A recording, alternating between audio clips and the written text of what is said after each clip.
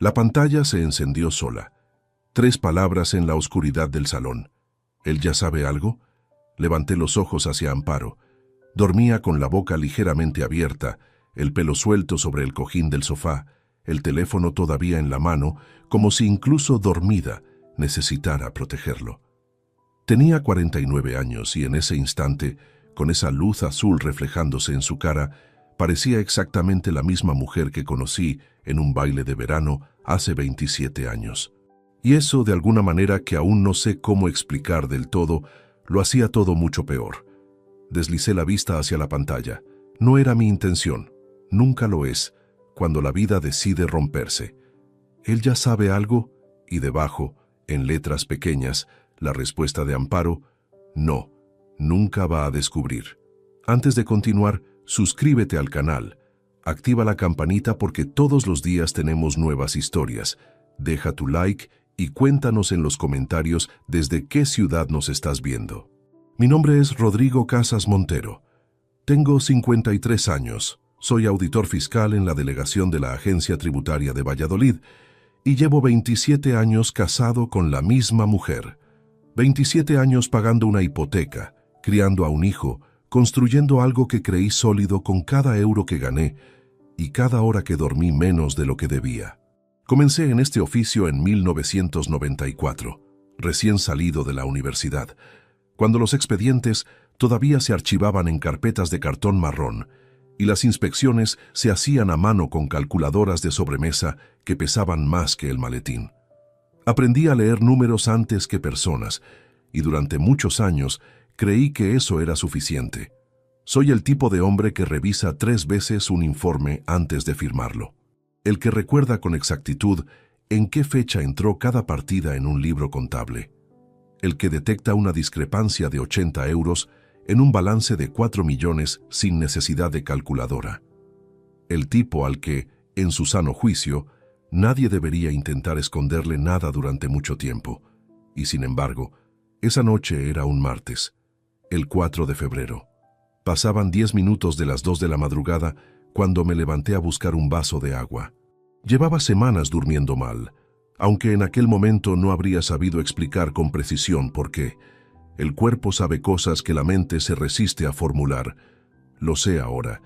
Esa noche no lo sabía todavía. El salón estaba en penumbra.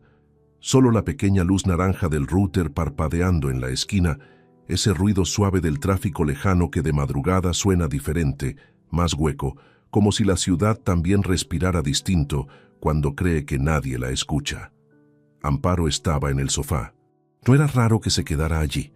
Últimamente ocurría con cierta frecuencia, siempre con el teléfono en la mano, siempre con la misma explicación de que había estado viendo algo en la pantalla y se le habían cerrado los ojos sin querer. Yo lo aceptaba sin hacer preguntas. Llevaba 27 años aceptando cosas que no examinaba, y si algo aprendí esa madrugada es que la costumbre de no preguntar y la cobardía de no querer saber son, a veces, exactamente la misma cosa con distinto nombre. Fui a la cocina, llené el vaso en el grifo, bebí de pie apoyado en la encimera de granito oscuro que Amparo eligió en el año 2003 cuando reformamos la cocina. Esa encimera que a mí siempre me pareció demasiado pesada para el espacio, pero sobre la que nunca dije nada porque en aquella época ya había aprendido que ciertas discusiones no valían el desgaste que costaban. Es curioso lo que la memoria guarda en los momentos que cambian una vida.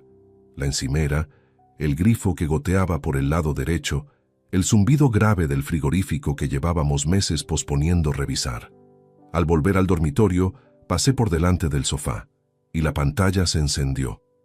No sé si fue un movimiento de ella al respirar, o si llegó un mensaje nuevo en ese instante preciso, o si simplemente el universo decidió que ya había esperado suficiente. La pantalla se encendió y yo, que estaba a menos de 3 metros con un vaso de agua en la mano y el sueño todavía a medias, vi las palabras antes de poder decidir no verlas. ¿Él ya sabe algo? Me detuve. Los pies dejaron de moverse antes que el cerebro diera ninguna orden. El vaso siguió en mi mano. El agua seguía siendo agua. El router seguía parpadeando en naranja. Todo continuó exactamente igual, y al mismo tiempo, en esos pocos segundos, Algo dentro de mí se reordenó de una manera que no tenía marcha atrás. Me acerqué despacio, como si acercarme más deprisa pudiera confirmar antes lo que ya una parte de mí, la parte que llevo décadas entrenando para no ignorar lo que no cuadra, empezaba a intuir. La pantalla mostraba una conversación de WhatsApp. El nombre en la parte superior tenía solo 2 iniciales, GT, nada más, 2 letras.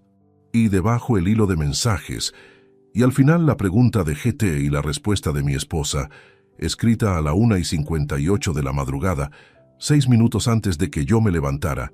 No, nunca va a descubrir. La leí una vez. La leí 2 veces. La leí por tercera vez pronunciando cada sílaba en silencio, como cuando de joven repasaba los apuntes la noche anterior a un examen y necesitaba que las palabras pasaran por los labios para que el cerebro las grabara de verdad. Amparo no se movió. Puse el teléfono exactamente como estaba, con el mismo ángulo, con la pantalla hacia arriba, con su mano rozando el lateral izquierdo de la carcasa. Llevo más de 30 años levantando actas de inspección y sé mejor que nadie que la primera regla cuando encuentras una irregularidad es no alterar absolutamente nada hasta saber con exactitud lo que tienes delante. Esa noche, sin haberlo decidido conscientemente, empecé a tratar aquello como un expediente. Volví al dormitorio. Me tumbé en la cama a su lado en el mismo colchón de la calle Mantería. El cuarto olía al perfume de ella, uno que usaba desde hacía años y que yo ya no percibía conscientemente hasta esa noche, cuando de repente se me metió en los pulmones de una manera distinta, casi opresiva. Me quedé mirando el techo. No lloré. No desperté a nadie. No volví a buscar el teléfono para releer el mensaje una 4ª vez. Me quedé absolutamente inmóvil en la oscuridad con el corazón golpeando contra las costillas a un ritmo que no reconocía.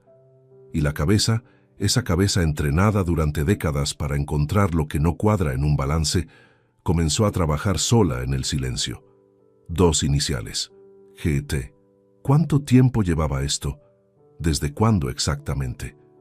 ¿Cuánto dinero había pasado por manos que no eran las mías? Y, sobre todo, si había alguien más en esa casa que lo supiera y hubiera elegido callar. Las preguntas llegaban en orden, una detrás de otra, sin histeria, sin lágrimas, sin el colapso que cualquiera imaginaría en un hombre al que acaban de partir la vida en 2. Solo preguntas, solo columnas que necesitaban cuadrarse. Soy auditor fiscal desde los 23 años. Esa noche fue lo único que me mantuvo en pie por dentro. Amparo entró al dormitorio pasadas las 3. Se metió en la cama sin encender la luz. Se giró hacia su lado sin rozarme. Y en menos de 2 minutos volvió a respirar con esa cadencia profunda y regular que yo siempre había asociado con la tranquilidad de alguien que no tiene nada que ocultar. Yo seguí mirando el techo y empecé a planear. La mañana siguiente me levanté a las 6:15, como cada día desde hace décadas. Me afeité frente al espejo del baño, me puse la camisa azul que Amparo había planchado el domingo. Me preparé el café en silencio y desayuné de pie junto a la ventana de la cocina, mientras la ciudad de Valladolid empezaba a despertar 4 pisos más abajo. Ella seguía durmiendo. La oía respirar desde el pasillo, y yo terminé el café. Cogí el maletín y salí al trabajo como si nada hubiera cambiado en el mundo. Esa capacidad de mantener la forma exterior intacta cuando algo por dentro se está desmoronando no es frialdad, es oficio. 30 años de auditoría fiscal te enseñan que la reacción inmediata es el peor instrumento de trabajo que existe. Quien grita en la primera inspección pierde la ventaja antes de empezar. Quien espera, documenta y actúa en el momento exacto, ese es el que resuelve expedientes. Esa mañana, caminando por la calle Santiago con el maletín en la mano y el abrigo de paño que me regalaron mis compañeros cuando cumplí los 50, decidí que iba a tratar lo que tenía delante exactamente como había tratado cada caso difícil a lo largo de mi carrera, con método, con paciencia y sin dar ningún paso antes de tener los números completos. Pero antes de hablar de lo que hice, necesito contarles quién soy, porque la historia que estoy contando no empieza esa noche en el sofá. Empieza mucho antes, en los cimientos de una vida que construí con más esfuerzo que inteligencia y más constancia que suerte. Nací en Valladolid en 1971, el segundo de 3 hermanos, en una familia donde el dinero llegaba justo y se gastaba con cuidado. Mi padre trabajaba en una empresa de transportes. Mi madre llevaba las cuentas de la casa con una libreta pequeña de tapa verde donde anotaba cada gasto a lápiz, con una precisión que entonces me parecía excesiva y que con los años entendí como la forma más honesta de respetar lo poco que se tiene. Supongo que de ahí viene mi manía con los números. No la aprendí en la universidad, la aprendí en esa cocina, mirando a mi madre pasar el dedo por columnas de cifras mientras la radio del salón echaba los éxitos de finales de los 70. Estudié económicas en la Universidad de Valladolid. Me gradué en el 93, en plena crisis, cuando encontrar trabajo con un título universitario era casi tan difícil como sin él. Recuerdo ese año con una claridad desagradable, las colas en las oficinas de empleo, los trajes de entrevista que se compartían entre compañeros de piso, los profesores que seguían hablando de oportunidades mientras por la televisión salían reportajes de cierres de empresas y ERES. Aprobé las oposiciones a la agencia tributaria en el 94, en el segundo intento, después de 18 meses estudiando en una mesa plegable en el cuarto de mi madre, porque no podía permitirme otra cosa. Cuando salió mi nombre en la lista definitiva, llamé a mis padres desde una cabina telefónica de la Plaza Mayor y mi madre lloró. Eso fue lo primero que conseguí en la vida con mis propias manos y durante muchos años fue el logro del que más orgulloso me sentí.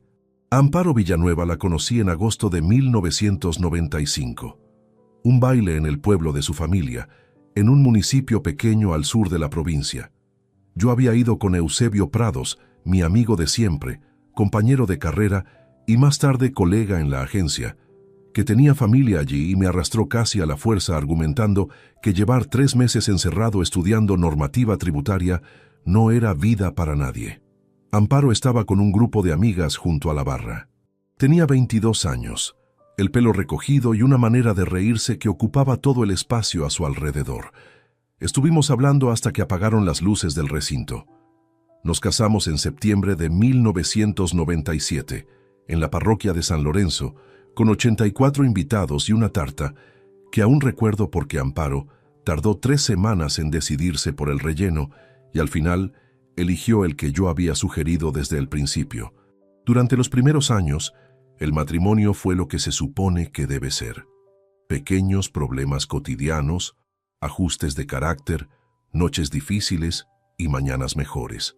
Álvaro nació en junio de 1998. Lo recuerdo mirando desde el pasillo del hospital, a través del cristal sin saber muy bien qué hacer con lo que sentía, que era demasiado grande para caber en ninguna palabra que conociera entonces. Compramos el piso de la calle Mantería en el 2001, 104 metros cuadrados, tercer piso, con una terraza pequeña orientada al sur, que era lo único que sobraba del presupuesto que nos habíamos fijado, pero que Amparo quiso desde el momento en que la vio.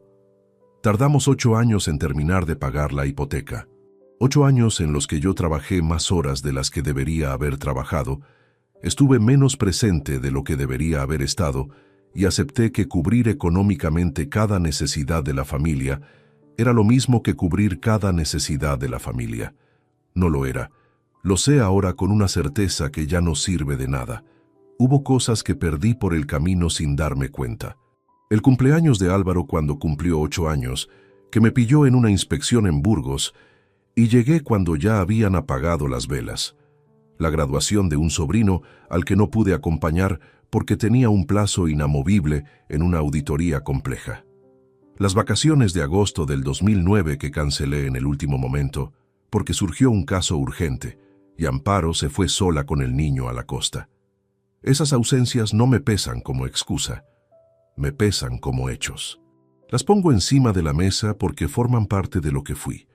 Y cualquier historia contada a medias es una mentira contada con elegancia. Lo que nunca hice, ni en los peores momentos de presión laboral, fue dejar de proveer. Nunca faltó el dinero para la hipoteca, para los estudios de Álvaro, para las reformas de la casa para los caprichos razonables y los no tan razonables. Gané mi sueldo con honradez durante 30 años. Pagué mis impuestos con la puntualidad que le exijo a cualquier contribuyente que pasa por mi mesa y sostuve a esa familia con la convicción tranquila de quien sabe exactamente cuánto pesa cada cosa que tiene. Por eso quizás lo que descubrí esa madrugada de febrero me golpeó donde más duele, no en el orgullo, sino en la lógica, en la aritmética básica de que lo que uno da y lo que recibe, al final, debería cuadrar de algún modo. Y los números esa noche no cuadraban en absoluto. Tardé 2 días en tomar la primera decisión concreta, 2 días de desayunos en silencio, de cenas con la televisión puesta para no tener que hablar, de noches mirando el techo calculando probabilidades, 2 días observando a Amparo con la distancia técnica, con la que observo un balance que no termina de cerrar, buscando en sus gestos cotidianos alguna grieta que confirmara lo que ya sabía, pero que mi mente, en algún recoveco que todavía resistía, seguía intentando reformular como un malentendido posible. No era ningún malentendido. El tercer día por la mañana, antes de salir al trabajo, busqué en mi agenda el número de Consuelo Navarro Ferrer. Consuelo Navarro Ferrer me recibió un jueves a las 9 de la mañana en su despacho de la calle Claudio Moyano, a 3 manzanas de la delegación donde yo trabajaba. Había una pequeña maceta con plantas verdes en el alféizar de la ventana y el olor característico de los despachos de abogados. Papel, café frío y algo que solo se puede describir como la densidad acumulada de otros problemas que pasaron por ahí antes que el mío. Consuelo tenía 51 años, el pelo corto con alguna cana que no disimulaba, y una manera de escuchar que desde el primer momento me transmitió lo que en aquel instante necesitaba más que cualquier otra cosa. La sensación de que lo que iba a contarle no iba a sorprenderla. La conocí en el año 2008, en un seminario de actualización sobre régimen fiscal de sociedades que organizó el Colegio de Abogados de Valladolid. Coincidimos en el descanso del mediodía. Hablamos de un caso complejo que ella llevaba en ese momento y que tenía implicaciones tributarias cruzadas con mi área de trabajo. Intercambiamos tarjetas con esa vaga promesa profesional que la mayoría de las veces no se cumple, pero yo guardé la suya. Tengo una caja de cartón en el cajón inferior del escritorio con tarjetas de personas que conocí entre 1994 y el día de hoy, ordenadas cronológicamente, porque nunca se sabe cuándo un contacto del pasado se convierte en el recurso más importante del presente. Le conté todo, le conté el sofá, la pantalla encendida, las 2 iniciales, la respuesta escrita a la 1:58 de la madrugada. Le conté los 2 días de observación que vinieron después, cómo había salido cada mañana con el mismo maletín, como si el suelo bajo mis pies no se hubiera desplazado varios centímetros hacia un lado sin permiso de nadie. Consuelo escuchó sin interrumpir. Tomó notas en un bloc de hojas amarillas con un bolígrafo de tinta azul. Cuando terminé, dejó el bolígrafo sobre la mesa y me miró con la calma de quien ha escuchado versiones distintas de la misma tragedia humana durante más de 20 años de ejercicio profesional. Rodrigo, me dijo, lo primero que necesito que entienda es que desde este momento usted no actúa solo. Cada decisión tiene que pasar por aquí antes de ejecutarse. No mueve dinero, no habla con nadie del entorno familiar, no confronta a su esposa ni a ninguna otra persona involucrada hasta que tengamos un cuadro completo de lo que hay. Era exactamente el tipo de instrucción que yo mismo daría al inicio de una inspección compleja. Primero levantar el mapa, luego actuar. Me explicó los pasos. El primero era contratar a un investigador privado para documentar la relación y rastrear posibles movimientos financieros vinculados. Ella tenía a alguien, Valentín Sordo Medrano, 48 años, con quien había colaborado en varios procedimientos de separación durante los últimos años.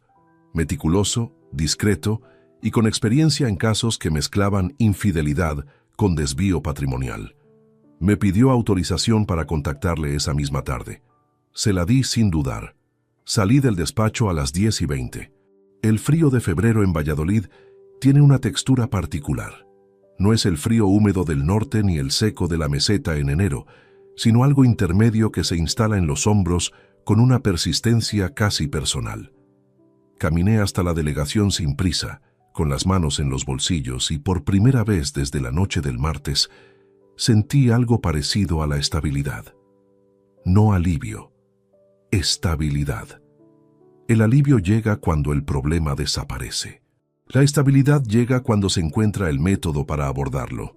Pero esa tarde, sentado frente a los expedientes habituales, algo que había mantenido en suspensión durante días, empezó a bajar despacio hacia el fondo del pecho. No eran los pensamientos ordenados del auditor. Era lo otro, lo que no se puede archivar ni distribuir en columnas de haber y deber. Empecé a recordar, no los últimos meses. Recordé hacia atrás, mucho más atrás, a los años en que todo lo que tenía entre las manos era real sin ningún tipo de reserva. Recordé el verano de 1998. Álvaro tenía 2 meses y Amparo llevaba semanas sin dormir más de 3 horas seguidas. Yo llegaba del trabajo y la encontraba en el sillón del salón, con el niño en brazos, con esa expresión de agotamiento absoluto que no tiene nada de rendición, sino todo de entrega. Una noche me senté a su lado sin decir nada. Le apoyé la cabeza en el hombro y nos quedamos así los dos en silencio, mientras Álvaro dormía entre nosotros con esa respiración pequeña y acelerada de los recién nacidos que siempre me pareció un milagro mecánico. Esa imagen me vino esa tarde con una nitidez que dolió de una manera muy específica. Recordé también el viaje a Granada, ese mismo año, cuando Álvaro tenía ya 4 años y lo dejamos 3 días con los abuelos. Nos alojamos en una pensión del Albaicín con vistas a la Alhambra, una habitación pequeña, con las paredes encaladas y una ventana que daba a un callejón empedrado. Una tarde que llovió sin avisar, nos quedamos dentro con una botella de vino comprada en el colmado de la esquina y estuvimos hablando durante horas, de todo y de nada, de lo que queríamos que fuera la vida en los próximos 10 años. Amparo dijo que lo único que necesitaba era que las cosas siguieran siendo exactamente así de sencillas. Yo le creí sin reservas, durante 26 años más. Recordé el viernes de octubre del 2001, cuando firmamos la escritura del piso de la calle Mantería en la notaría de la calle Ferrari. Amparo lloró en el aparcamiento al salir. No de emoción desbordada, sino de esa manera contenida que tienen las personas prácticas cuando algo trabajado durante mucho tiempo finalmente se vuelve tangible. Le puse la mano en el hombro. Ella la cubrió con la suya. Subimos al coche y dijo: «Ya es nuestro de verdad, Rodrigo». Conduje a casa pensando que pocas veces en la vida había sentido que merecía lo que tenía. Lo que comprendí esa tarde, con la mirada perdida en la pared del fondo de mi despacho, es que los recuerdos no desaparecen cuando alguien te traiciona. Eso sería más sencillo. Permanecen intactos, con toda su textura y su peso, pero pierden algo que no tiene nombre preciso.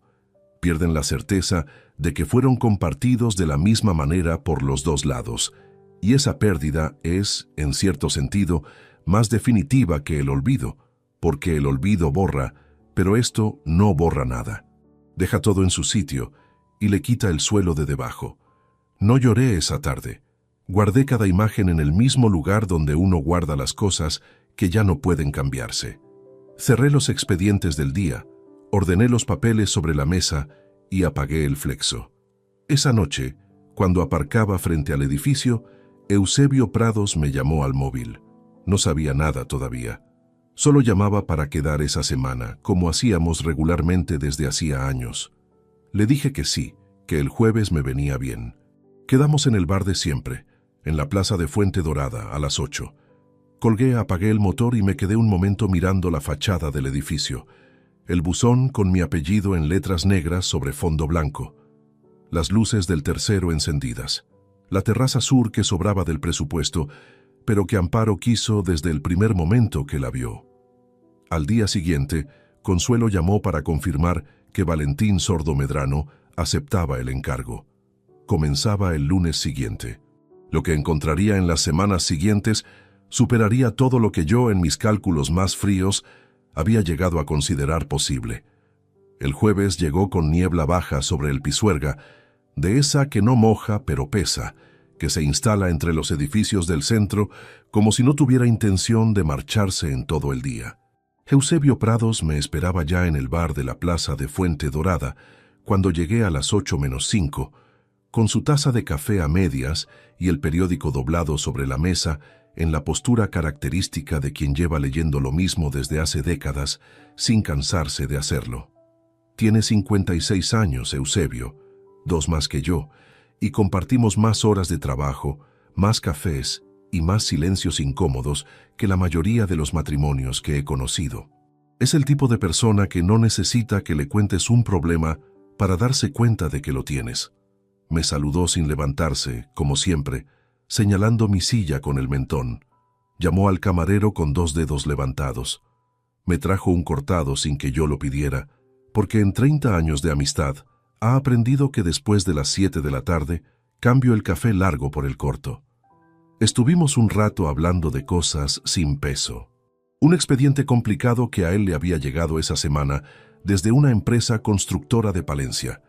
La reparación que llevaba meses pendiente en la caldera del edificio donde él vivía. Una película que su mujer quería ver y que él resistía con la obstinación tranquila de quien sabe que al final cederá. Fue en la segunda taza cuando dijo algo que cambió el tono de la noche sin que ninguno de los dos lo anunciara.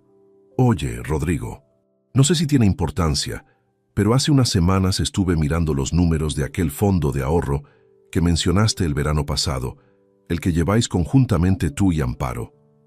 Me acordé porque mi cuñado está pensando en abrir algo similar y te quería pedir el nombre de la entidad gestora. Asentí despacio sin decir nada, sosteniéndole la mirada con la misma expresión con la que escucho a un contribuyente que está a punto de decirme algo que él cree que no tiene relevancia y que yo ya sé que la tiene. El caso es que le busqué en el comparador que usamos en la oficina para los informes de patrimonio y me salió una alerta de movimientos irregulares en los últimos trimestres. Probablemente sea un error del sistema. Ya sabes cómo funciona esa base de datos. Pero me llamó la atención porque los importes salían clasificados como transferencias a tercero no identificado. 3 apuntes distintos en el último año y medio. Guardé silencio exactamente el tiempo necesario para que no pareciera que esa información me golpeaba donde ya tenía la herida abierta. Ya lo miro yo, le dije. Debe ser un problema de categorización. Ya sabes que el sistema actualiza mal ciertos campos cuando hay beneficiario externo a la unidad familiar. Eusebio me miró un segundo más de lo normal. Asintió. Cambió de tema. Pero esa noche, de vuelta a casa, lo que me había dicho se sumó a la columna que llevaba días construyendo en silencio y la hizo más pesada de una manera muy concreta. No eran sospechas ya. Eran cifras con fechas y con dirección, y alguien ajeno, sin buscarlo, acababa de confirmar que el rastro existía y que era suficientemente visible para que un profesional lo detectara con un vistazo. Lo que más me costó durante aquellas semanas no fue el dolor. El dolor tiene su propio mecanismo de gestión y con los años uno aprende a colocarlo en un compartimento que se puede cerrar temporalmente mientras el resto del organismo sigue funcionando. Lo que más me costó fue la actuación cotidiana. Cenar cada noche frente a Amparo, escuchar su relato del día con la atención simulada de quien sigue presente en una conversación que ya no le pertenece. Ver cómo dejaba el teléfono boca abajo sobre la mesa del comedor, ese gesto que antes no registraba y que ahora me resultaba tan evidente como una firma falsificada en un documento oficial. Responder cuando me preguntaba si quería más agua, si me había gustado la cena, si pensaba que el fin de semana haría mejor tiempo. El sábado por la mañana ella salió a hacer recados. Me dijo que quedaba con su amiga Dolores Expósito para tomar algo por el centro. Lo anotó en el calendario de la cocina, como siempre, con letra clara y horario preciso. 2 horas después me llegó un mensaje de Valentín Sordo al móvil. Una sola frase. Confirmado el objetivo. Iniciamos seguimiento sistemático la semana que viene. No respondí. Borré el mensaje. Abrí el grifo de la cocina y dejé correr el agua fría un momento sin ninguna razón práctica, solo para tener algo concreto donde poner los ojos mientras el peso de lo que se estaba poniendo en marcha terminaba de instalarse en el pecho. Esa misma tarde, con Amparo en el salón viendo la televisión, me encerré en el estudio con el pretexto de revisar unos papeles del trabajo. Era un pretexto legítimo, de los que nadie cuestiona después de décadas de matrimonio con un auditor fiscal. Me senté frente al ordenador, abrí los extractos de la cuenta conjunta de los últimos 3 años y empecé a leerlos con la metodología que aplico a cualquier balance en una inspección. Columna por columna, partida por partida, sin saltar líneas ni asumir que los importes pequeños son irrelevantes. Precisamente los importes pequeños son los que los defraudadores utilizan para camuflar el volumen real de una operación. Lo sabe cualquier profesional con experiencia en la materia. En la primera hora encontré 4 transferencias que no correspondían a ningún gasto habitual de la unidad familiar. Importes que oscilaban entre 800 y 2.300 euros cada uno. Siempre en los mismos periodos del año. Los meses de mayor carga de trabajo en la delegación, cuando yo revisaba menos los movimientos cotidianos de las cuentas, porque tenía el foco puesto en otros lugares. No era coincidencia. Era conocimiento del terreno. Alguien que convivía conmigo sabía exactamente cuándo mis defensas estaban más bajas. Cerré la sesión del banco, ordené los papeles ficticios que había desplegado sobre la mesa para justificar el tiempo en el estudio y salí al salón. Amparo estaba con los pies recogidos en el sofá, tapada con la manta azul que compramos en las rebajas de enero del año anterior, completamente absorta en un programa de televisión. Levantó los ojos cuando entré. Me sonrió con esa naturalidad que ahora tenía para mí la textura de algo muy bien practicado, y me preguntó si quería sentarme a ver el final del programa con ella. Me senté a su lado. Estuve 40 minutos mirando la pantalla sin retener una sola imagen de lo que pasaba en ella. El lunes siguiente, Valentín Sordo Medrano comenzó el seguimiento. Consuelo me llamó a las 10 de la mañana para confirmarlo y para recordarme una instrucción que ya me había dado en el despacho, pero que consideró necesario repetir. Ningún movimiento de fondos, ninguna consulta bancaria desde dispositivos del hogar, ninguna conversación sobre el asunto en espacios comunes. Le dije que lo entendía. Me respondió que lo sabía, pero que en estos procesos la gente con más criterio era también la que más tendía a saltarse las normas cuando la presión se volvía insoportable. Tenía razón en precaverse. Hubo noches en que estuve muy cerca de hacer exactamente lo que ella me había prohibido. Pero aún no había llegado el momento de actuar. Aún faltaba saber cuánto había, cuánto tiempo llevaba, y si había alguien más en ese edificio que supiera lo que yo acababa de empezar a descubrir. Las 4 semanas que duró la investigación fueron las más largas que recuerdo haber vivido.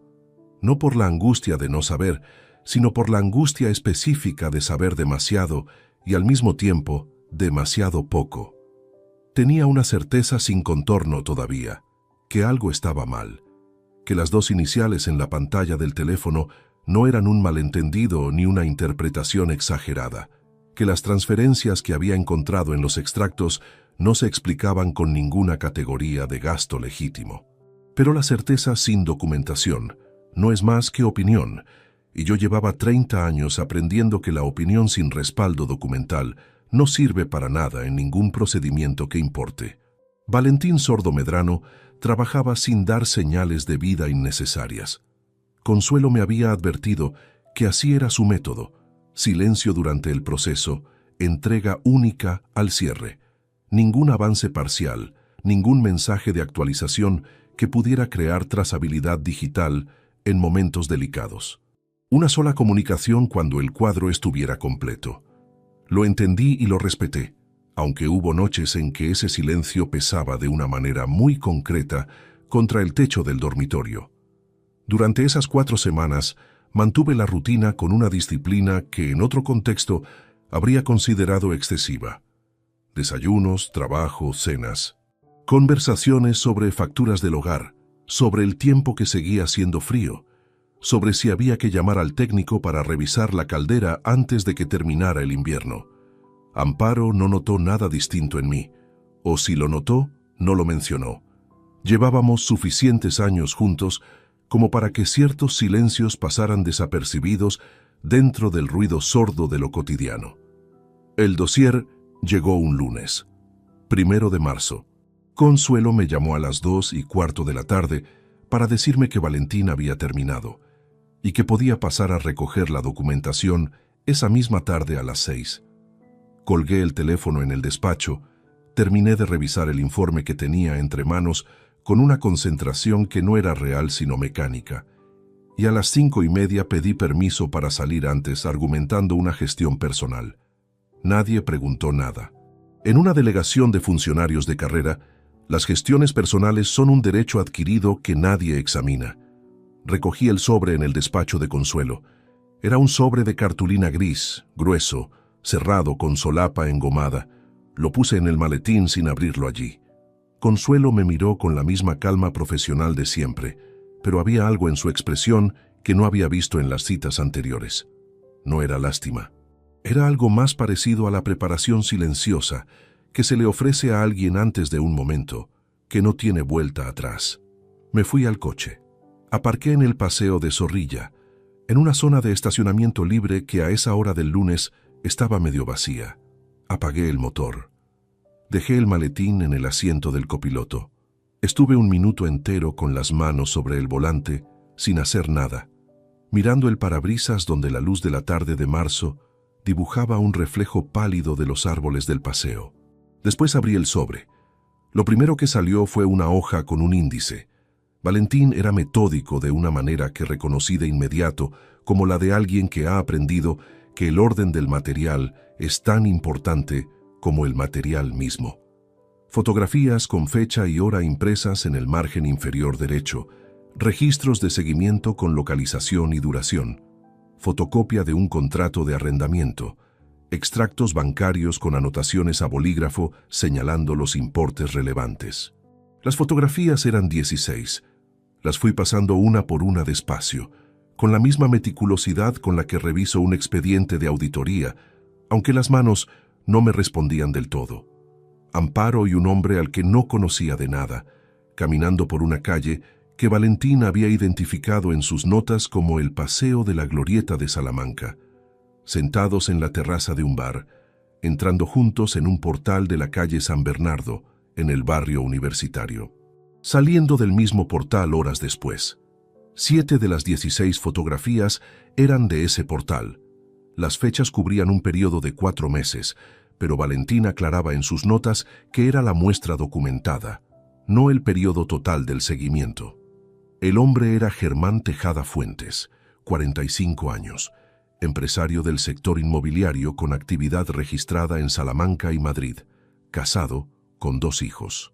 Valentín había incluido una ficha breve con datos públicos verificables: nombre completo, número de identificación fiscal, actividad mercantil registrada, dirección de la empresa. 2 páginas de información que tardé menos de 3 minutos en leer y que representaban la cara completa de algo que hasta entonces solo tenía iniciales. El contrato de arrendamiento era de un apartamento en la calle San Bernardo, número 17, segundo piso. Arrendatario, Amparo Villanueva Soto. Fecha de inicio del contrato, septiembre de 2020. Cuota mensual, 850 euros. En el margen, Valentín había anotado a mano: pagos confirmados desde cuenta conjunta titular Casas Villanueva. Ver extractos adjuntos. Miré esa anotación un tiempo que no supe medir. Agosto de 2020. Hacía 3 años y medio que ese apartamento existía. Hacía 3 años y medio que esa cuenta, la cuenta donde ingresaba mi sueldo cada mes, financiaba un espacio cuya existencia yo desconocía por completo. Los extractos adjuntos mostraban los movimientos con una claridad que no dejaba margen para ninguna interpretación alternativa. Transferencias mensuales de entre 800 y 1.200 euros, siempre en los primeros días del mes, siempre hacia el mismo número de cuenta, siempre en fechas que coincidían con los periodos de mayor actividad en la delegación. Valentín había calculado el total acumulado al pie de la última página con la misma letra firme de bolígrafo azul: 42.380 euros en 3 años y 4 meses. 42.380 euros. Los pronuncié en silencio, despacio, como si el peso de cada sílaba ayudara a que la cifra dejara de parecer un error de lectura y se convirtiera en lo que era: años de horas extra, de vacaciones recortadas, de reformas aplazadas, de ese margen de seguridad que un hombre construye durante décadas convencido de que está protegiéndose a sí mismo y a los suyos de cualquier imprevisto razonable. Convertidos en la financiación de una vida paralela que yo no conocía y para la que nadie me había pedido permiso. Fue entonces cuando lloré. No de manera dramática, sin sollozos, sin el tipo de llanto que ocupa espacio y hace ruido. Un llanto contenido, de los que salen por los ojos mientras el resto de la cara intenta mantenerse en su sitio, con la vista clavada en la hoja del extracto bancario y las manos todavía sosteniendo el papel con más firmeza de la necesaria, como si soltarlo significara algo que aún no estaba preparado para que significara. Duró poco.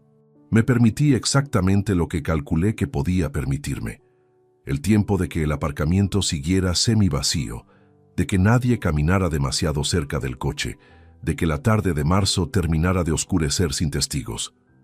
Después, doblé todos los papeles con el mismo orden en que habían salido del sobre. Los devolví al interior, cerré el maletín y encendí el motor. Llegué a casa a las 8 menos cuarto. Amparo estaba en la cocina. Olía a estofado. La radio del mueble auxiliar echaba un programa de entrevistas con el volumen bajo. Me preguntó si había tenido buen día. Le dije que sí, rutinario.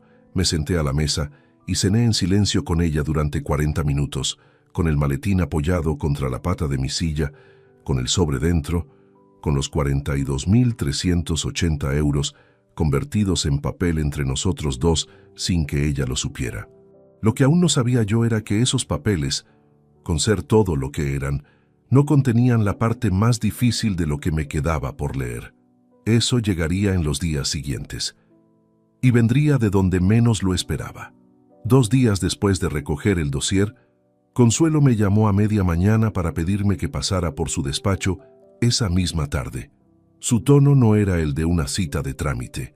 Había algo en la forma en que pronunció «necesito que vea el resto del material», que me hizo aparcar cualquier gestión pendiente y presentarme en la calle Claudio Moyano a las 5 en punto, sin haberle pedido explicación alguna. Valentín había entregado un segundo bloque de documentación que Consuelo había recibido esa mañana. No formaba parte del encargo original. Él mismo había incluido una nota manuscrita explicando que al extraer las capturas de pantalla de los registros de seguimiento, había encontrado un hilo de conversaciones que consideraba relevante por sus implicaciones directas sobre el procedimiento. Lo había adjuntado por criterio profesional, no por iniciativa arbitraria. Consuelo puso la carpeta sobre la mesa sin abrirla todavía. «Rodrigo, lo que hay aquí cambia el perímetro de lo que estamos manejando. No el procedimiento legal en sí, que sigue igual, pero el contexto personal es distinto de lo que ambos teníamos hasta ahora». Abrí la carpeta. Eran capturas de pantalla de una conversación de WhatsApp. El número remitente correspondía a Amparo Villanueva. El destinatario estaba identificado en la agenda con un nombre: Álvaro, mi hijo. Las capturas estaban ordenadas cronológicamente. Valentín había anotado al margen de cada una la fecha y la hora de envío. La conversación más antigua era del 17 de febrero de 2022. Hacía más de un año. Leí cada mensaje con la misma velocidad lenta con que se lee algo que el cerebro intenta procesar antes de que los ojos terminen el renglón. En la primera captura, Amparo le decía a Álvaro que ese fin de semana iba a estar fuera y que si su padre preguntaba, le dijera que había ido a un retiro de yoga con Dolores Expósito en Segovia. Álvaro respondía con un solo carácter: un visto bueno, sin pregunta previa, sin ninguna señal de que esa instrucción le resultara extraña o incómoda. Solo el visto bueno de quien confirma que el recado está recibido y será ejecutado sin problema. Pasé a la segunda captura. 3 semanas después. Amparo escribía: «El martes tengo que salir antes de cenar. Ya sabes qué decirle si pregunta». Y Álvaro: Tranquila. Le digo que quedaste con la gente del gimnasio. La tercera. Un mes más tarde. Álvaro tomaba la iniciativa esta vez. Papá me preguntó por qué llegaste tarde el jueves. Le dije que el tráfico en la A62 estaba cortado por obras. Se lo creyó. Me detuve en esa última línea más tiempo del que llevó leerla. Se lo creyó. 3 palabras que mi hijo de 25 años escribió sobre mí con la misma naturalidad con que se comenta el resultado de un partido. Sin tensión, sin rastro de incomodidad. Como quien cierra una gestión menor dentro de una dinámica que lleva suficiente tiempo en marcha, como para haber perdido cualquier fricción. Cerré la carpeta. La dejé sobre la mesa con un cuidado que no era calma, sino el tipo de control físico que se ejerce cuando lo alternativo es algo que no conviene hacer en el despacho de una abogada. Consuelo no dijo nada durante casi un minuto completo. Es uno de los rasgos de su manera de trabajar que más he valorado a lo largo de este proceso. Su capacidad para reconocer cuándo el silencio es lo único que cabe y respetarlo sin llenarlo de palabras innecesarias. Cuando habló, fue directo al asunto procesal. Me explicó que la implicación de Álvaro no modificaba el procedimiento de divorcio ni la acción de reintegración patrimonial. Él no era parte en ninguno de los 2 expedientes. Lo que sí cambiaba era la fotografía completa de lo que había ocurrido dentro de esa casa. Cuántas personas habían sabido, durante cuánto tiempo, y cuántas habían tomado decisiones activas para que yo continuara sin saberlo. Escuché. Tomé nota mental de cada cosa que dijo. Respondí a sus preguntas con precisión. Me comporté durante esa reunión como el profesional que soy, con la misma contención que exijo a los funcionarios nuevos cuando enfrentan por primera vez una inspección que se complica. Salí del despacho a las 6:15. En la calle, el frío de principios de marzo seguía siendo el mismo de las semanas anteriores, pero esa tarde lo noté de una manera diferente, más directo, como si la temperatura hubiera decidido saltarse el abrigo y llegar al hueso sin rodeos. Caminé hasta el coche sin prisa, con las manos en los bolsillos y la vista en el suelo, contando las baldosas sin ninguna razón práctica, solo para tener algo concreto donde anclar la atención mientras el resto de la cabeza procesaba lo que acababa de leer. Lo que sentí no era rabia todavía. La rabia requiere sorpresa, y a estas alturas yo ya había agotado la reserva de sorpresa disponible. Lo que sentí fue algo más parecido a una forma de gravedad nueva, el peso específico de entender que la traición no había venido de un ángulo sino de 2, y que el segundo era el que menos blindaje tenía en ninguno de los compartimentos que había construido a lo largo de 53 años de vida. Álvaro tenía 8 meses cuando lo sostuve por primera vez en el pasillo del hospital, sin saber qué hacer con los brazos, con el miedo irracional de quien teme que algo tan pequeño y tan frágil se rompa con demasiada fuerza. Fui a cada partido de fútbol que jugó entre los 8 y los 12 años, aunque algunos me pillaran a 200 kilómetros de casa y tuviera que reorganizar la agenda para llegar a tiempo. Pagué su carrera, su primer piso de alquiler, el complemento mensual que recibía, porque el sueldo de su trabajo no le llegaba para cubrir todos los gastos. No como favor, como obligación natural de un padre que tiene medios y tiene un hijo que está construyendo su vida. Y durante más de un año, ese hijo había mirado a su padre a la cara en la mesa del comedor, había respondido a sus preguntas con invenciones cuidadosamente acordadas con su madre, y había confirmado por escrito que el engaño había funcionado con la tranquilidad plana de quien cierra una gestión sin consecuencias. No volví a casa directamente esa noche. Conduje sin destino preciso durante casi media hora por las calles del extrarradio, con la radio apagada y el tráfico de la tarde acompañando en silencio.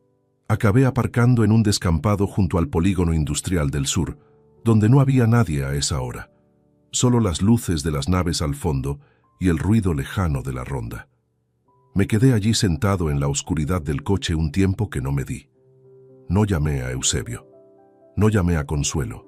No hice nada de lo que en algún momento me había imaginado haciendo cuando la situación se pusiera al límite de lo soportable. Simplemente estuve quieto, con las manos sobre el volante sin encender el motor, dejando que la cabeza terminara de procesar lo que tenía que procesar sin interrupciones y sin testigos. Cuando llegué a casa, eran las 9:10. Álvaro no estaba. Vivía en su apartamento desde hacía 2 años.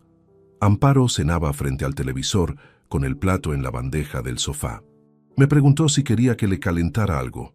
Le dije que no, que había comido tarde. Me fui al estudio. Encendí el ordenador. Abrí un documento nuevo y empecé a escribir, con la meticulosidad ordenada de quien lleva décadas redactando informes que deben ser incontestables, cada dato, cada fecha, cada importe y cada nombre que iba a necesitar cuando llegara el momento de cerrar este expediente de una vez. Ese momento estaba más cerca de lo que cualquiera de los implicados podía imaginar. La tercera semana de marzo llegó con los primeros días de sol real después de meses de gris continuo. Esa claridad repentina sobre las fachadas del centro tenía algo de irónico para alguien que llevaba semanas moviéndose en la oscuridad más calculada de su vida.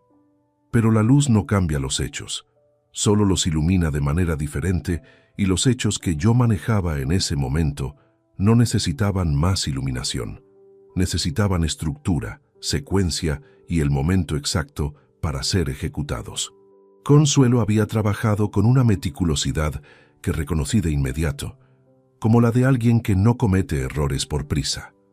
Me lo explicó todo en una reunión que duró casi 2 horas, sentados frente a su mesa con el dossier de Valentín distribuido en 3 bloques ordenados sobre la superficie, como si fuera el mapa de una operación que simplemente había que recorrer en el orden correcto. El procedimiento tendría 2 vías paralelas. La primera era la demanda de divorcio contencioso con solicitud de liquidación del régimen de gananciales. En España, el régimen económico matrimonial por defecto implica que los bienes adquiridos durante el matrimonio se dividen en partes iguales al disolverse el vínculo. Eso significaba que el apartamento de la calle Mantería, adquirido en el 2001 con dinero ganado durante el matrimonio, correspondía a ambos cónyuges en igual proporción. Consuelo me explicó que no había fórmula legal para privar a Amparo de su mitad por el mero hecho de la infidelidad. La infidelidad, en el ordenamiento jurídico español vigente, no es causa de penalización patrimonial directa. Escuché eso sin interrumpir. Era información que ya conocía en términos generales, pero escucharla formulada con precisión técnica ayudaba a encuadrar lo que realmente podía obtenerse frente a lo que sería una expectativa sin fundamento. La segunda vía era la acción de reintegración patrimonial. Aquí la situación era diferente. Los 42.380 euros documentados como transferencias no consentidas desde la cuenta conjunta constituían un perjuicio patrimonial demostrable, con soporte documental sólido y trazabilidad bancaria completa. Eso era recuperable por vía judicial, no como penalización por la infidelidad, sino como restitución de fondos extraídos sin autorización del cotitular de la cuenta. Era la distinción que convertía un agravio moral en una reclamación jurídicamente viable. Consuelo añadió que, bajo su supervisión y dentro de los márgenes que la ley permitía durante el proceso de liquidación de gananciales, yo podía reorganizar mis activos personales. El fondo de ahorro individual a mi nombre, un depósito a plazo fijo que vencía en abril, y los instrumentos de previsión profesional acumulados durante la carrera. Nada de eso requería tocarlo de forma fraudulenta. Solo requería documentarlo correctamente antes de que comenzara el proceso de liquidación, para que quedara fuera del perímetro de lo disputado. Lo hice con la misma atención con que hubiera auditado el balance de una empresa mediana, partida por partida, con el respaldo documental correspondiente a cada movimiento, sin dejar ningún fleco que pudiera ser cuestionado más tarde. Fue durante esa fase cuando llamé a Eusebio. No le conté todo en una sola conversación. Lo hice en 2, separadas por 3 días. La primera fue escueta.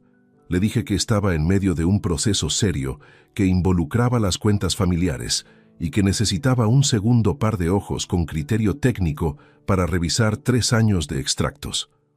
Eusebio es auditor desde antes que yo.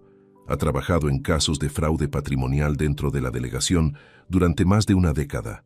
Sabe leer un movimiento bancario con la misma naturalidad con que otros leen un titular de periódico. No hizo preguntas esa tarde.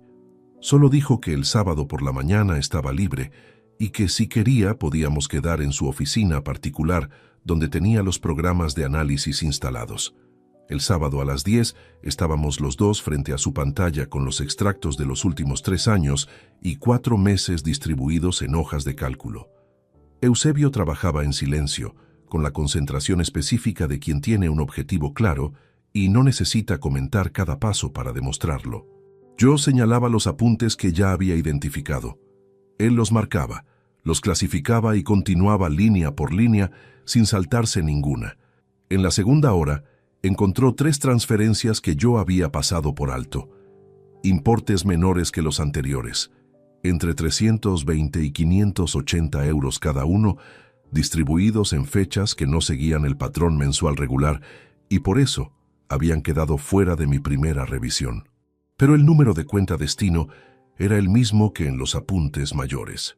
Valentín también los había detectado y estaban incluidos en el dossier, pero al distribuirse en periodos irregulares, yo los había contabilizado de manera separada.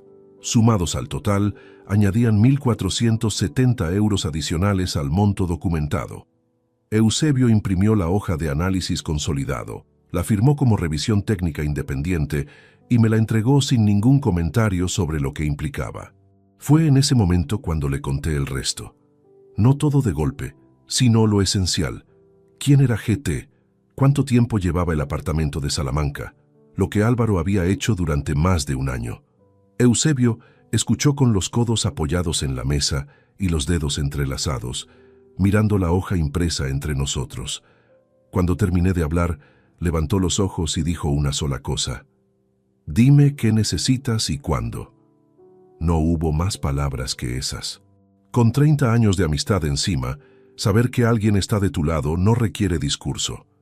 Requiere exactamente eso, una pregunta directa y una disposición sin condiciones.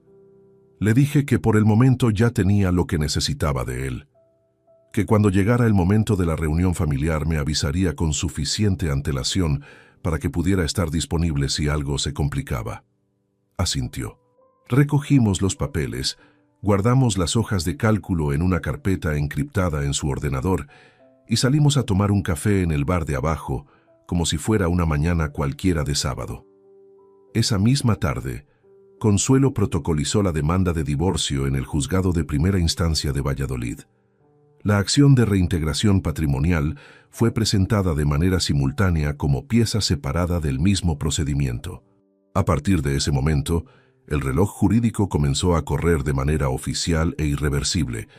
Amparo no recibió ninguna notificación todavía. Los plazos procesales tienen su propio ritmo y Consuelo había gestionado los tiempos para que la notificación formal llegara en el momento que ella consideraba estratégicamente más adecuado. Eso significaba que durante los días siguientes, todo en casa continuó exactamente igual que antes. El miércoles de esa semana, a las 2 de la tarde, me llegó un mensaje de Amparo al móvil mientras estaba en una reunión interna en la delegación. Lo leí cuando salí, de pie en el pasillo. ¿Qué te apetece cenar esta noche? ¿Puedo hacer el estofado o si quieres pido algo? Lo leí 2 veces. Lo guardé en el bolsillo. Volví a la reunión. Esa pregunta cotidiana, escrita con la despreocupación absoluta de quien no tiene conciencia de lo que está a punto de cambiar, era la imagen más precisa del estado de las cosas en ese momento. Ella en el centro de una normalidad que creía intacta, y yo con cada pieza ya en su sitio, esperando únicamente la fecha que Consuelo fijaría para la reunión en casa. La trampa no hacía ruido, no necesitaba hacerlo, solo necesitaba cerrarse en el momento correcto. Consuelo fijó la fecha para el último viernes de marzo. No fue una elección arbitraria, era el día en que Álvaro tenía libre por un puente laboral en su empresa, lo que garantizaba su presencia sin necesidad de una convocatoria que levantara sospechas. Amparo no trabajaba los viernes por la tarde, y yo, con un permiso de asuntos propios gestionado con semanas de antelación, estaría en casa desde las 2 del mediodía. 3 variables alineadas sin forzar ninguna. Cuando los procedimientos están bien construidos, los detalles encajan solos. La mañana de ese viernes me levanté a la misma hora de siempre. Me preparé el café. Desayuné en silencio frente a la ventana de la cocina mientras Amparo dormía todavía. Fui a la habitación a buscar la carpeta azul oscuro que llevaba 3 días guardada en el fondo del armario, detrás de la caja donde guardo documentos de años anteriores. La puse sobre la mesa del estudio. La abrí una última vez para verificar que el orden del contenido era el correcto. Primero los extractos bancarios con las transferencias marcadas, después las fotografías con fecha impresa, después el contrato de arrendamiento del apartamento de Salamanca, al final el informe consolidado que Eusebio había firmado como revisión técnica independiente. Todo en el orden en que pensaba presentarlo.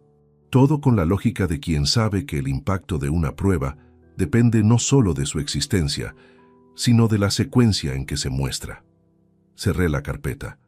La dejé sobre la mesa. Fui a hacer la cama. Amparo bajó a las 10. Me encontró en el salón con el periódico, lo que no era inusual para un viernes con permiso. Me preguntó si había dormido bien. Le dije que sí. Me contó que había quedado con Dolores Expósito para comer, que volvería sobre las 4. Le dije que bien, que la esperaba. Salió a las 12:30 con el bolso colgado al hombro y sin ninguna señal de que ese día fuera diferente de cualquier otro viernes de los últimos 27 años. Álvaro llegó a las 3:15. Tenía su propia llave todavía y entró con esa familiaridad casual de quien llega a un sitio que sigue considerando suyo aunque ya no viva en él. Llevaba una chaqueta oscura y el gesto ligeramente distraído de los viernes por la tarde. Me saludó desde la puerta. Le dije que se sentara, que esperábamos a su madre. Me miró un segundo con una expresión que no alcanzó a definirse antes de que yo apartara los ojos y me dirigiera a la cocina a por un vaso de agua. Amparo entró a las 4:10.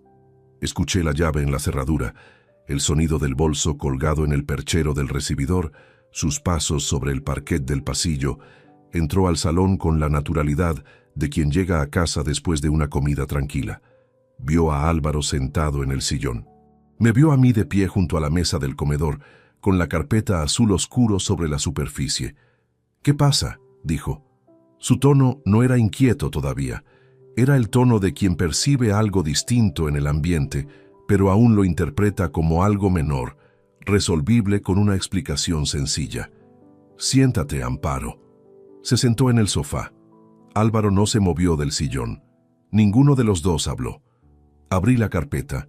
Coloqué el primer documento sobre la mesa con la misma precisión con que se deposita un folio en una inspección formal. Centrado, visible, sin brusquedad. Era el extracto bancario del mes de octubre de 2020. Tenía circulados en rojo, con bolígrafo fino. 3 apuntes correspondientes a transferencias al número de cuenta del arrendamiento de Salamanca. Debajo del extracto, escrita a mano por Eusebio, la anotación técnica con el importe total de ese trimestre. «Este es el extracto de octubre de 2020», dije. Las 3 transferencias marcadas suman 3.240 euros. El número de cuenta destino aparece en todos los meses siguientes hasta febrero de este año. Amparo miró el papel. Su expresión no cambió de inmediato.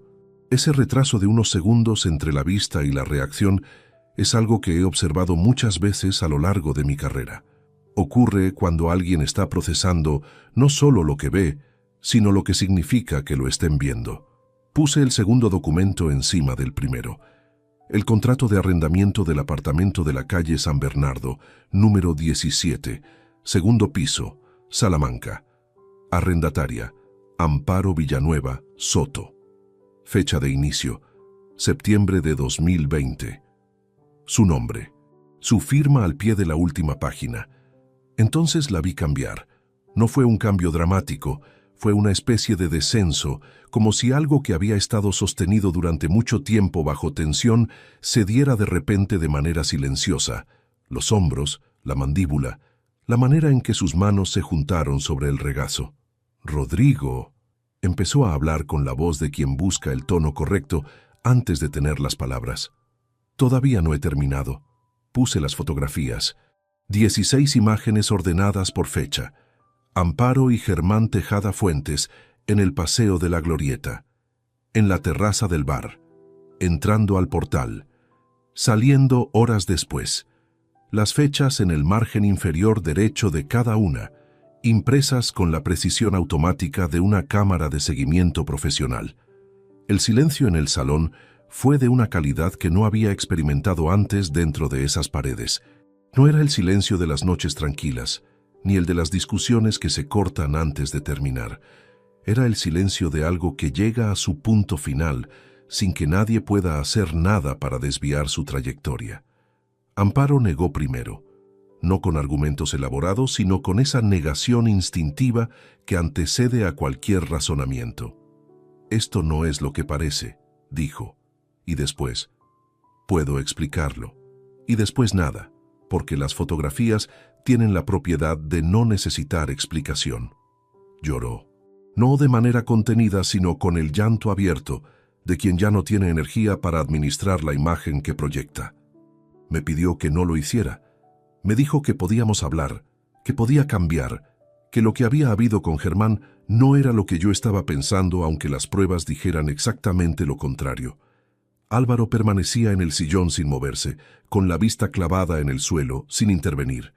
No respondía a ninguna de esas palabras, no porque no tuviera respuesta, sino porque ninguna respuesta mía era ya relevante para el procedimiento que estaba en marcha.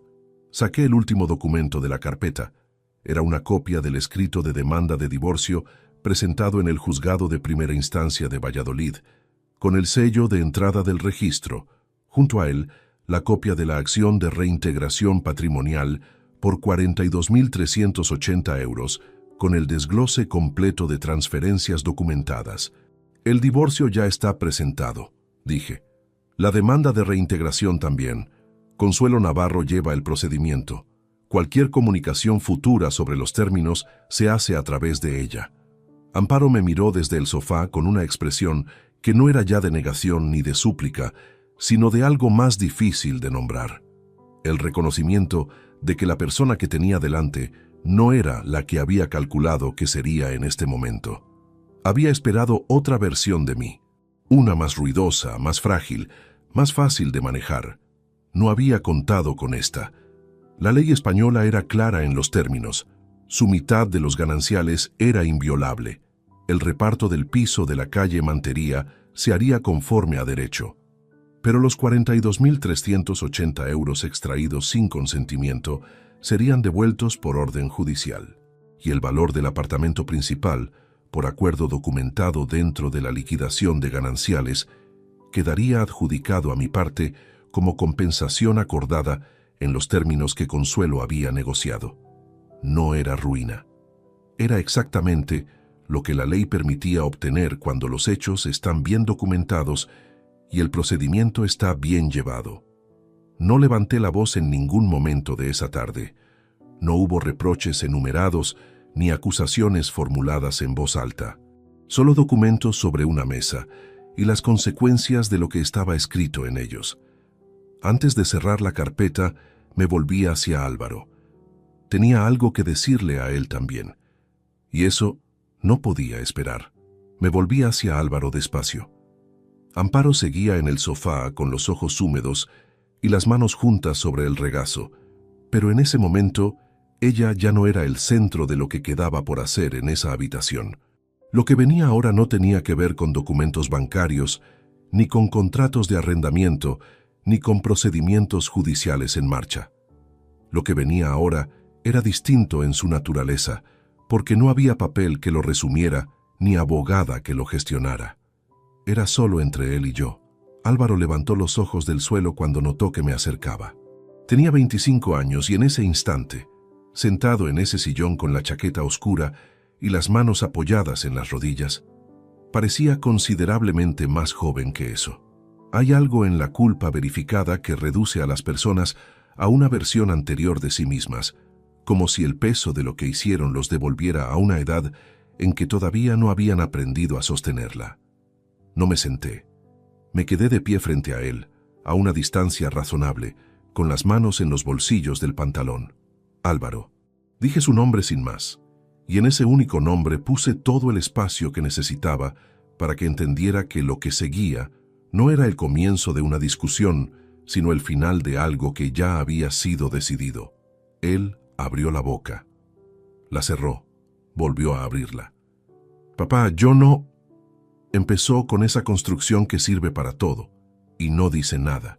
La misma con la que cualquier persona intenta ganar un segundo antes de encontrar las palabras que en realidad no existen para lo que quiere explicar. «No hace falta que digas nada todavía», le interrumpí. «Escucha primero». Cerró la boca. «Sé exactamente lo que hiciste y durante cuánto tiempo lo hiciste. No tengo dudas sobre ningún detalle. No estoy aquí para que me lo expliques ni para escuchar por qué tomaste las decisiones que tomaste. Eso ya no cambia nada de lo que hay». Amparo hizo un movimiento leve desde el sofá, como si fuera a intervenir. No lo hizo. Algo en mi tono dejaba poco espacio para interrupciones que no habían sido invitadas. «Lo que voy a decirte es sencillo y no tiene más vueltas que las que tiene. A partir de hoy, el alquiler de tu apartamento deja de salir de mi cuenta.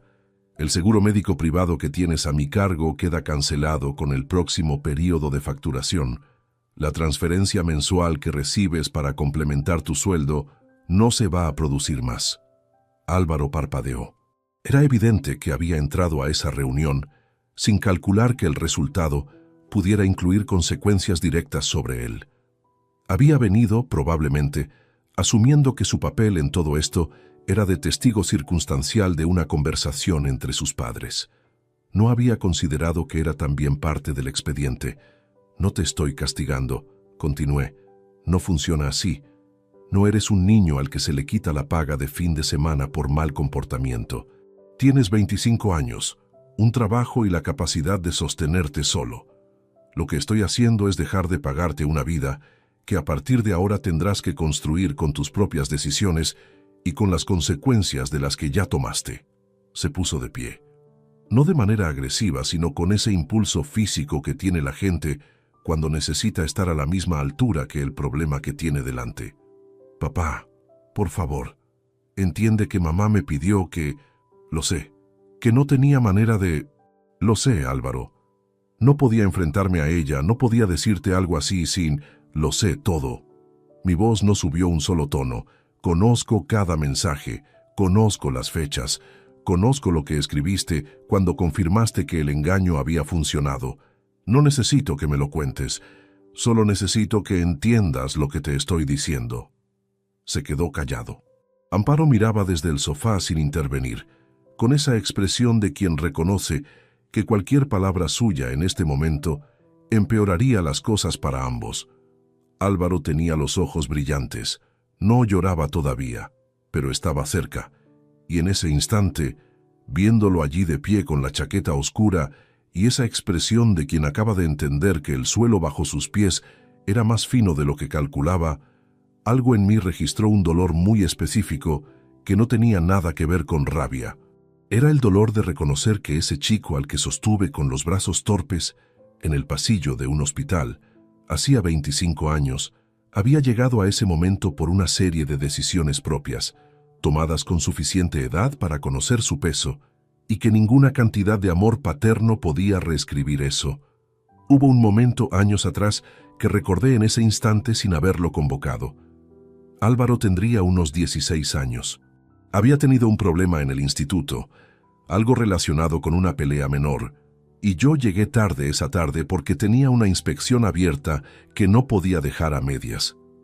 Cuando llegué a casa, él ya estaba en su cuarto con la puerta cerrada, y Amparo me dijo que ya lo había resuelto ella sola, que no hacía falta que hablara con él, que ya estaba tranquilo. Acepté eso sin empujar la puerta.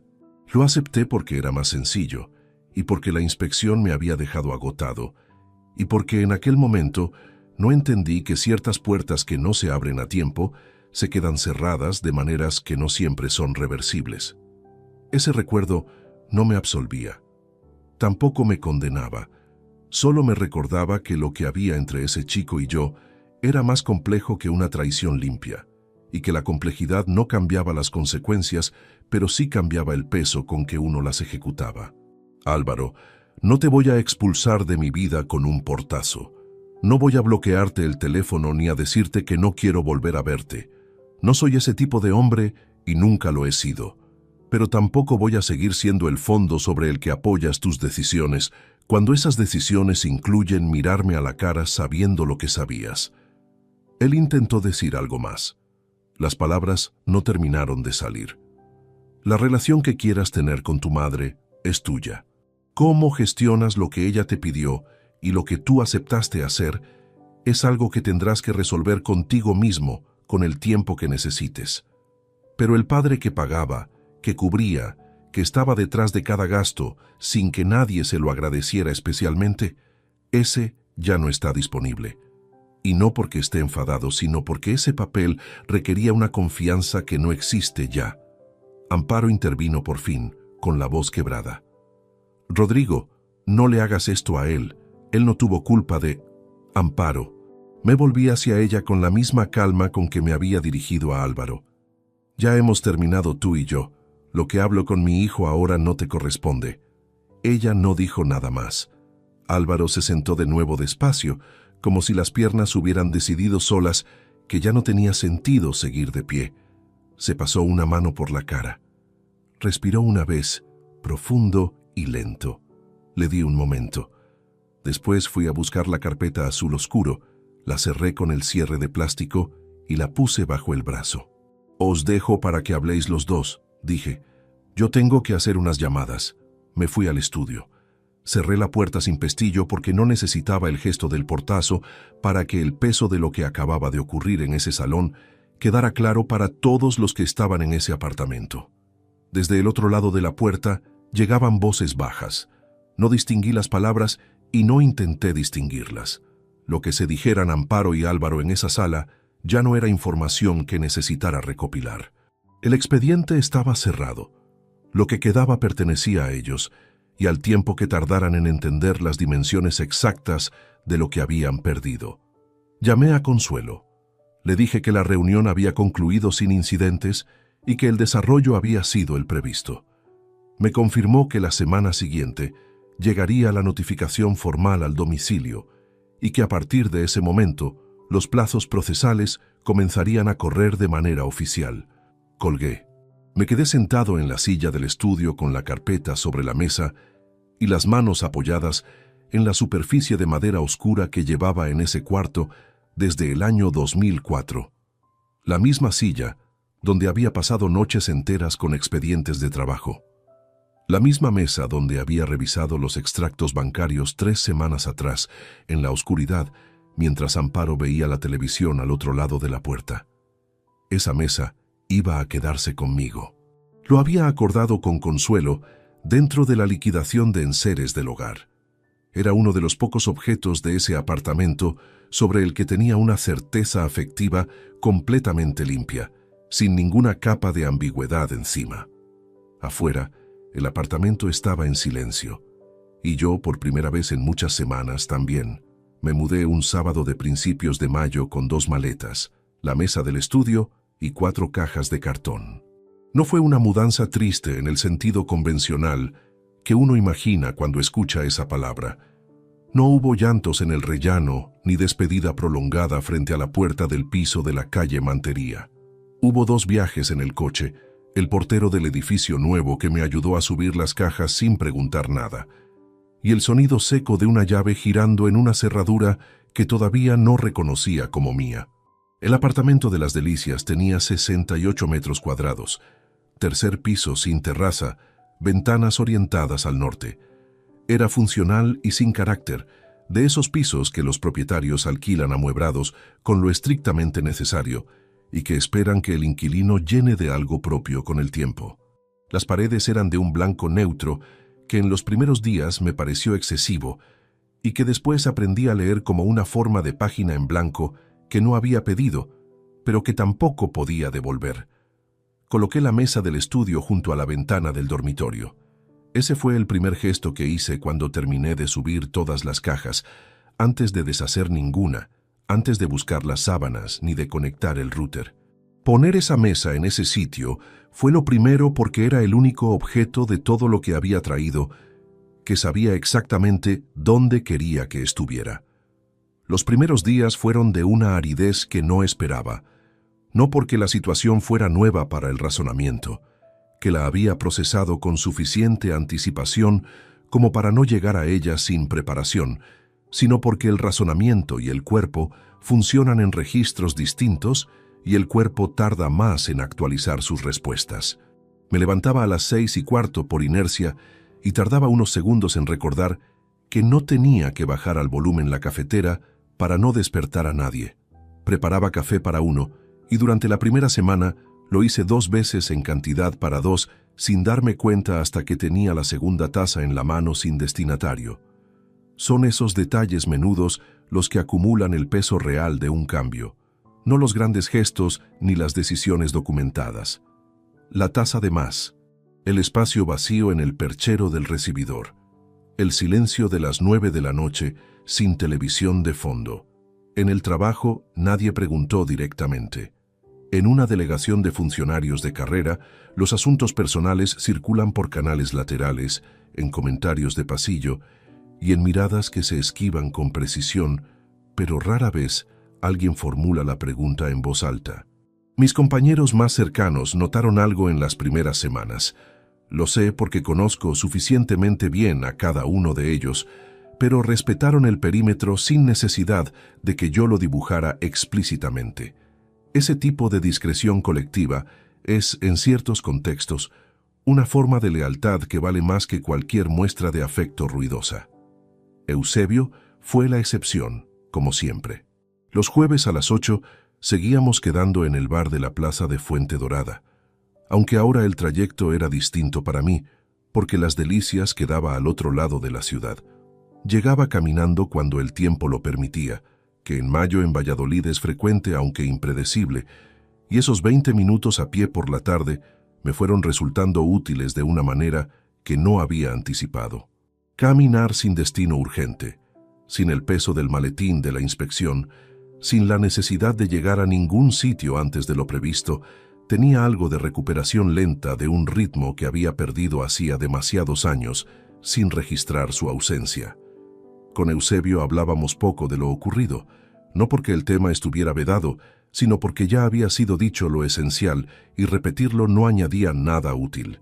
Hablábamos de trabajo, de política tributaria, del estado de las pensiones, de una serie que él había empezado a ver y que describía con la misma seriedad analítica con que describía un informe de auditoría. Esas noches del jueves fueron durante los primeros meses el único punto fijo de una agenda que fuera del trabajo estaba casi enteramente sin estructura. El proceso judicial avanzó con la lentitud característica de los procedimientos contenciosos en los juzgados de primera instancia. Consuelo me mantenía informado con actualizaciones regulares, siempre precisas, siempre desprovistas de dramatismo innecesario. La acción de reintegración patrimonial presentaba un cuadro documental tan sólido que la parte contraria no encontró argumento de fondo que oponer. Las negociaciones sobre la liquidación de gananciales se desarrollaron dentro de los términos previstos. En septiembre, 7 meses después de aquella tarde de marzo en el salón de la calle Mantería, el procedimiento quedó resuelto con sentencia firme. La adjudicación del apartamento principal a mi parte como compensación acordada dentro de la liquidación y la orden de restitución de los 42.380 euros por vía de ejecución forzosa sobre el patrimonio de Amparo. No celebré nada cuando Consuelo me lo comunicó. La llamé para confirmar que había recibido la notificación. Le di las gracias con la misma formalidad con que le habría agradecido la resolución de cualquier otro asunto y colgué. Me quedé un momento con el teléfono en la mano, de pie en la cocina del apartamento de Las Delicias, escuchando el tráfico de la tarde 3 pisos más abajo. No era satisfacción lo que sentía. Era algo más parecido al alivio específico de cerrar un expediente que ha consumido demasiados recursos durante demasiado tiempo y cuyo cierre no devuelve nada de lo que costó abrirlo, pero al menos libera la mesa para lo que venga después. De Álvaro, no tuve noticias directas durante los primeros 4 meses. Sé que siguió en su trabajo, Sé que buscó un compañero de piso para abaratar los gastos del apartamento, que hasta entonces yo había cubierto solo. Me llegó esa información a través de su tía Carmen, la hermana de Amparo, con quien siempre mantuve una relación cordial y que ocasionalmente me enviaba un mensaje breve sin entrar en detalles sobre lo que no le correspondía gestionar. No respondí con comentarios sobre Álvaro. Recibí la información, la guardé y seguí adelante. No lo bloqueé, no cambié mi número. Si algún día llamaba, el teléfono sonaría. Esa puerta no estaba cerrada con llave, sino simplemente sin picaporte en su lado. Que encontrara la manera de abrirla dependía únicamente de él, del tiempo que necesitara y de si llegaba a entender que ciertas cosas no se recuperan con una disculpa formulada en el momento conveniente, sino con algo más lento y menos cómodo que eso. Hubo una noche de julio, con el calor seco de Valladolid en verano presionando contra las ventanas del apartamento, en que me senté a la mesa del estudio con un vaso de agua y sin ninguna razón concreta estuve un buen rato mirando la superficie de madera oscura. Pensé en cuántas veces había estado sentado en esa misma mesa, en el piso de la calle Mantería, revisando números ajenos con una meticulosidad que nunca apliqué a los propios. Pensé en los extractos que pasaron por mis manos durante 27 años, sin que ninguna línea me llamara la atención, porque no estaba mirando. No porque no pudiera ver, porque no quería interrumpir lo que consideraba un equilibrio funcional con preguntas que incomodaban.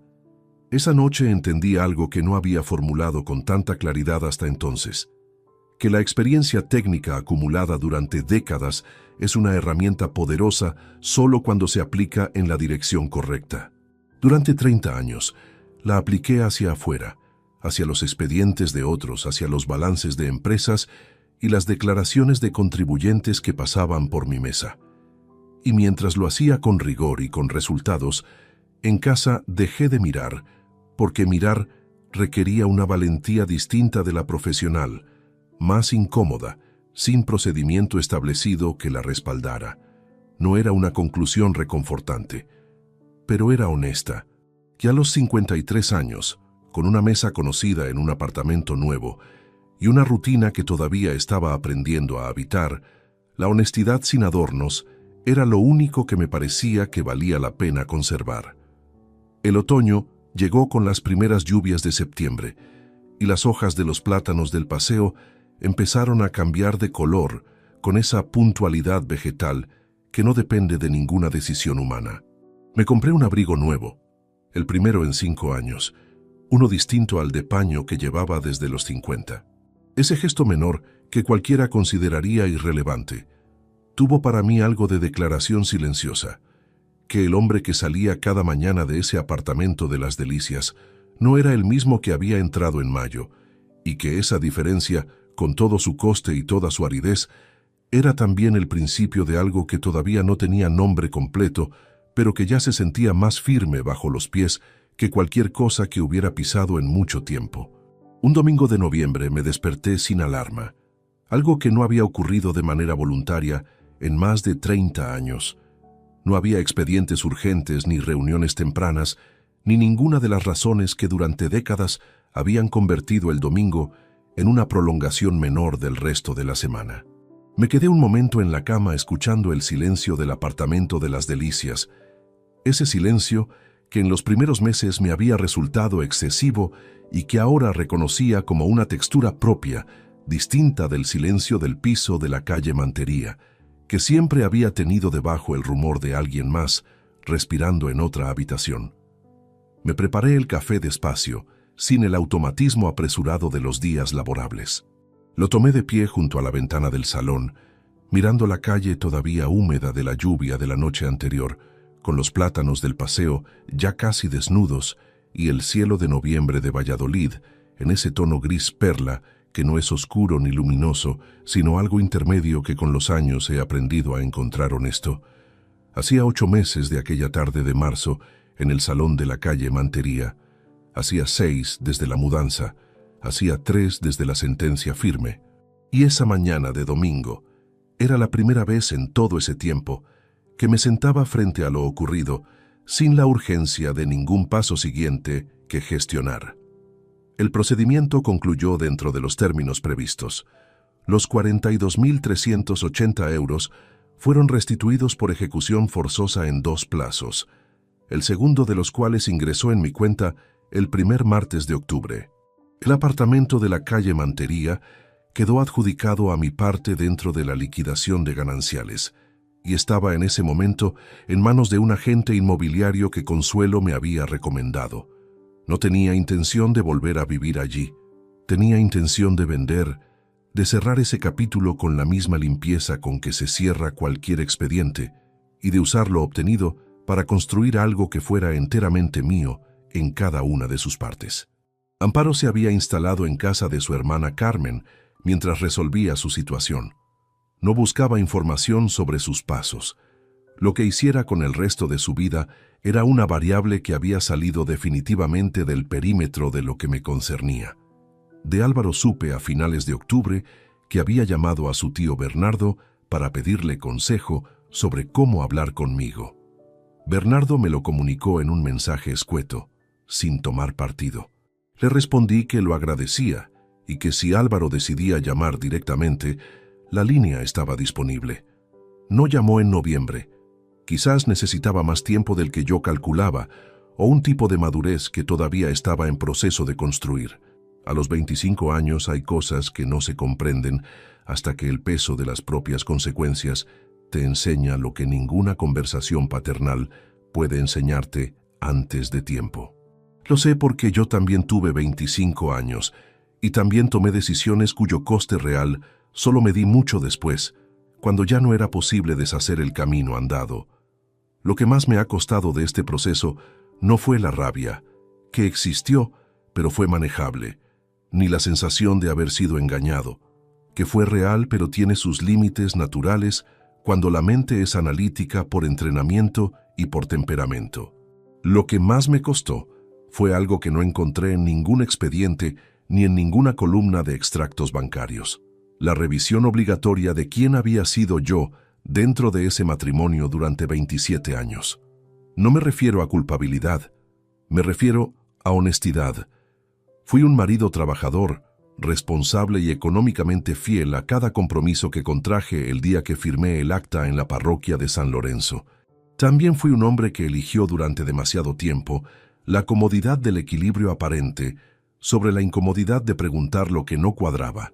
No porque fuera ciego, porque era práctico, porque abrir ciertos expedientes implica comprometerse a resolver lo que hay dentro, y hubo períodos enteros en que no tuve ni la energía ni la valentía suficiente para ese tipo de examen en el plano doméstico. Eso no me hace responsable de las decisiones de Amparo. Cada persona es dueña de sus propios actos y ninguna ausencia justifica un engaño sistemático, planificado y financieramente premeditado, sostenido durante más de 3 años. Pero me hace responsable de haber construido una vida que preferí no examinar con el mismo rigor con que examinaba todo lo demás. Esa responsabilidad, acotada y sin exageración, es la única que estoy dispuesto a cargar. Lo que he aprendido con 53 años, después de 30 de carrera y 27 de matrimonio, y 6 meses de reconstrucción en un apartamento de 68 metros sin terraza, es que las herramientas que uno afina durante décadas no sirven de nada si se aplican selectivamente.